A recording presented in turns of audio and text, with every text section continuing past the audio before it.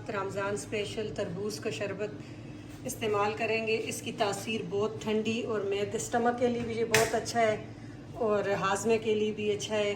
ये हमने 2 कप तरबूज कटा हुआ लिया है और 1 टेबल स्पून हमने पुदीना फ्रेश लिया है।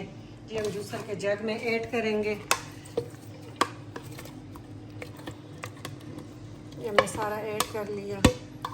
इसमें हम 2 टेबल स्पून शुगर डालेंगे और 1 कप पानी डालेंगे। इसको बहुत अच्छी तरह हम ब्लेंड कर लेंगे। से वो पिस के बिल्कुल मैश हो गए तो हम 1 टेबल स्पून लेमन जूस और 1/4 टीस्पून हम पिंक सॉल्ट ये हम करके इसको दोबारा फिर मैश करेंगे।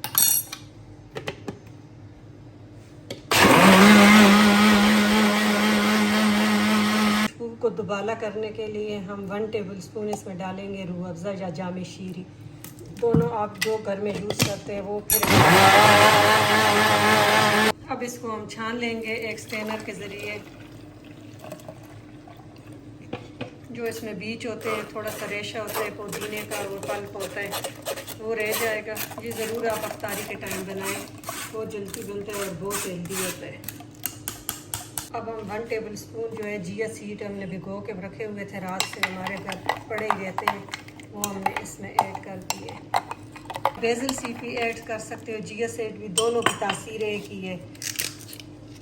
अब इसमें हम क्यूब बर्फ़ डाल लेंगे सर्व करने के लिए।